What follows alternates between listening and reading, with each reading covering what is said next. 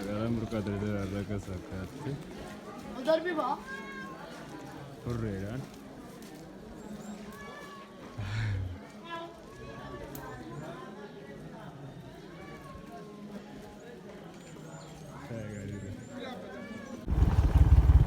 Akan nuufas ta'e magaalaa burqaa tirtiraa jechuun akkana.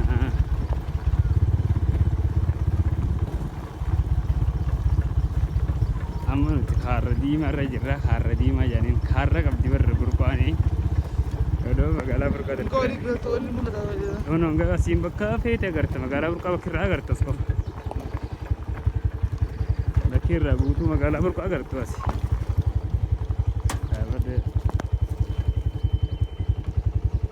Qeen teessamee mana. Qeen teenyalaa asiin muka birbirsa kana gubbaan. Muka kana nu da'a. Muka kana nu ta'e xiqqoochi gasiin haficha. Esik. Kono lama gini mul'ate amma.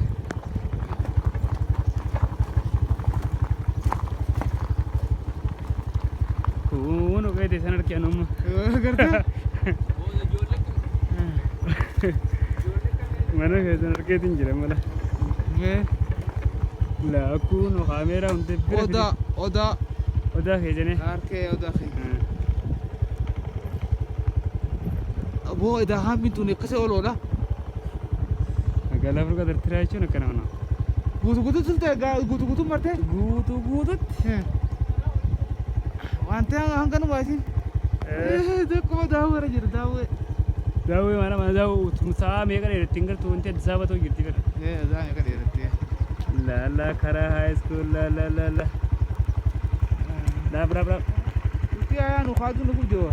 Bitolte ammee isaa dhalchiisaa. Magaalaan numa guddoo. Burqaan buufi bergaa. Numa guddoo tatuu ni mul'attu. Galgala guma magaalaa achi baatee laal. Laa bakka qaxanaan sadiituun bakka itti niftu. Magaalaan oliituunis mul'attu.